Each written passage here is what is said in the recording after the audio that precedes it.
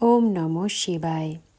আজকের মহাবাক্যের তারিখ 14 এপ্রিল 1967, দ্বিতীয় পর্ব। বাবা তো বারবার বোঝাতে থাকেন যে ভালো দৈবী গুণ রাখো, বাবারই স্মরণে থাকো। বাবার সাথে ভালোবাসা হলে তো শ্রীমতে চলতে পারবে, প্রজা তো অনেকই হবে। তোমরা এখানে এসেছই লক্ষ্মী নারায়ণ হতে, এতে পরিশ্রম রয়েছে। যদিও স্বর্গেও যাবে, কিন্তু সাজা খেয়ে শেষের দিকে এসে কিছু পদ পাবে। বাবা তো সব বাচ্চাদেরকে জানেন, তাই না?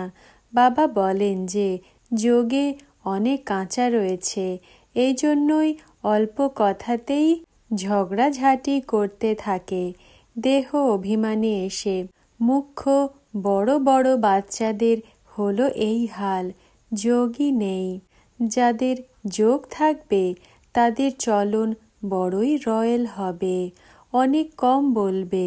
যোগ্য সার্ভিসেও অনেক রুচি হবে, যোগ্য সার্ভিসে অস্থিও দিয়ে দেবে। বাবা বলেন যে স্মরণে বেশি থাকলে তো বাবার সাথে ভালোবাসা হবে। কেউ কেউ তো রয়েছে যারা মুখ্য এই কথাতেই আটকে পড়ে যে গীতা কে শুনিয়েছে। কৃষ্ণের নাম দিয়ে গীতাকে খণ্ডন করে দিয়েছে, এজন্যই ভারত এত হীন হয়ে গেছে। ড্রামাতে এও নিহিত রয়েছে, নিচে নামতেই হয়। নিচে নামে অন্ধশ্রদ্ধা ভক্তির দ্বারা বসে বাবার নিন্দা করে। ভারতে যত ভগবানের নিন্দা করে এতটা আর কোনো খণ্ডে করে না। বাবা বলেন, আমি আসি ভারত খণ্ডেই, আত্মাকে এসে উঁচু বানাই। অন্ধশ্রদ্ধা ভক্তি মার্গে রয়েছে দুর্গতি, কিন্তু কেউই জানতে পারে না। জ্ঞানী নেই তো কি করে বুঝবে যে ভক্তি হলো দুর্গতি? কাউকে অন্ধশ্রদ্ধা ভক্তি দুর্গতি বলো তো বিগড়ে পড়ে। মুখ থেকে বলে যে সদ্গতি দাতা পতিত পাবন এসো, তাহলে দুর্গতিতে রয়েছে না। বাবা বলেন, সত্য যুগে তো বিশ্বের মালিক ছিলে, সদ্গতিতে ছিলে, তারপর দুর্গতি কে করেছে? কবে থেকে শুরু হয়েছে?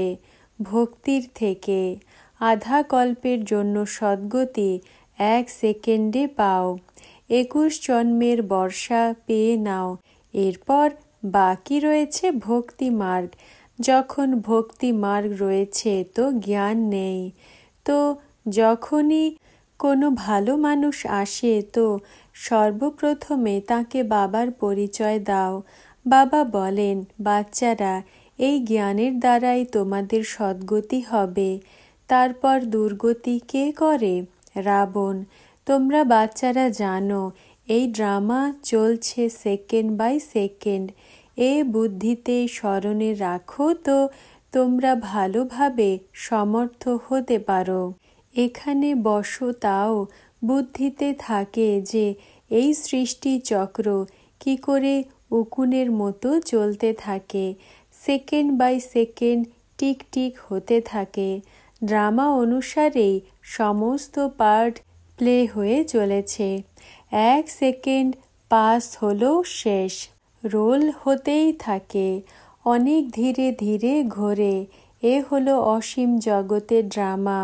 বয়স্ক যারা রয়েছে তাদের বুদ্ধিতে এই কথা বসে না, জ্ঞানও বসতে পারে না, যোগও নয়, তবুও বাচ্চা, তাই না?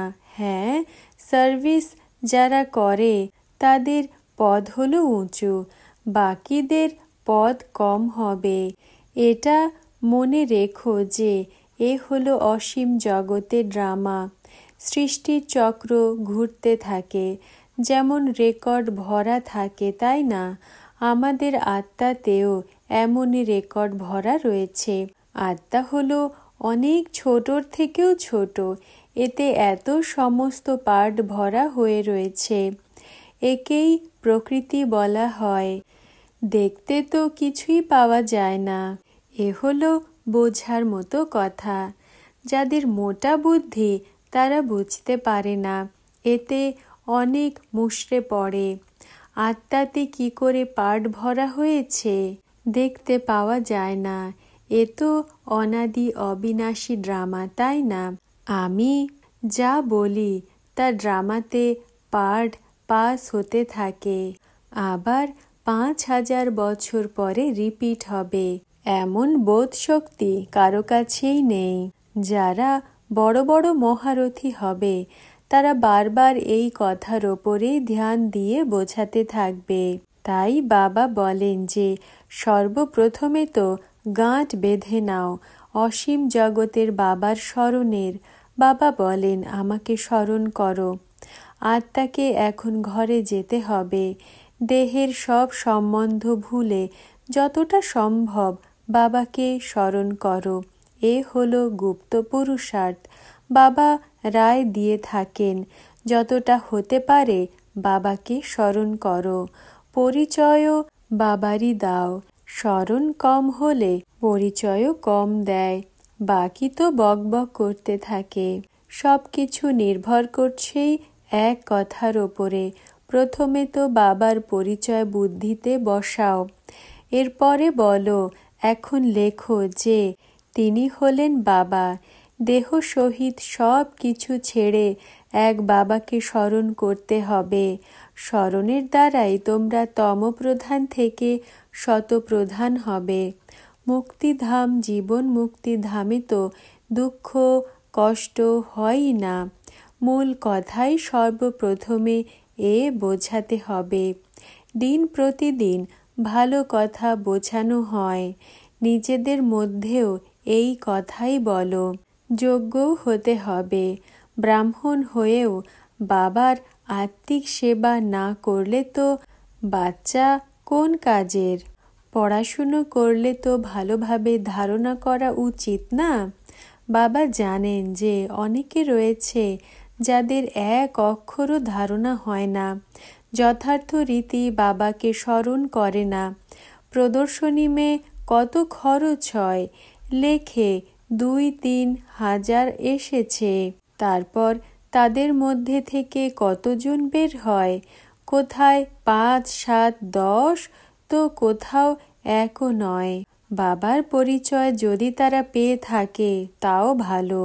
কারো মধ্যেই বোঝানোর যুক্তি নেই। হ্যাঁ, বাকি প্রজা অনেক হয়। বাবা বলেন না যে না, কিন্তু রাজা তো মুশকিলই কেউ হয়। এক রাজা রানী, বাকি তো হয়ে গেল সব প্রজা।